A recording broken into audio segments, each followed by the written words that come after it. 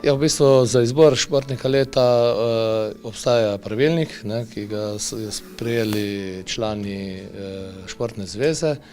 Pravilnik pač določa te kriterije, zdaj za športnika leta morajo dosežki presegati najvišji nivo v državnem tekmovanju ali doseganje nekih vidnejših rezultatov v mednarodnem tekmovanju, v teh klubskih panožnih zvezah. In v bistvu na podlagi tega potem društva predlagajo svoje kandidate, komisija oceni ustreznost kandidatov in se potem v bistvu tudi na podlagi prispelih glasov, ki jih pač v javnem glasilu objavimo, potem izbere športnik leta ali športnica leta in seveda tudi ekipa leta v športu.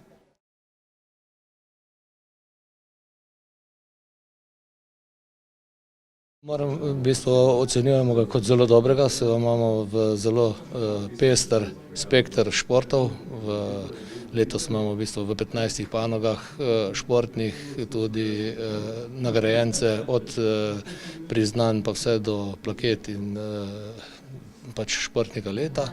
In v bistvu imamo tudi seveda zelo dobre pogoje za vadbo, to je tudi potem posledica teh dobrih rezultatov in seveda smo vsi veseli, da je temu tako in s tem ima tudi komisija dosti težje delo pri izboru, ker ima res vedno na izbiro zelo vrhunske rezultate posameznikov in ekip in se vedno težje odločamo o tem, kateri je tisti res pravi.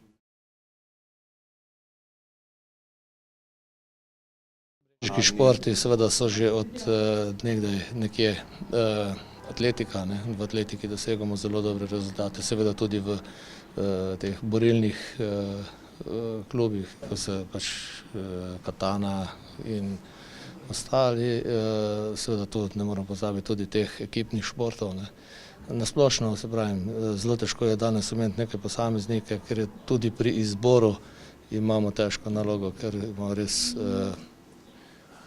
lahko rečem za naš kraj vrhunske dosežke v športu.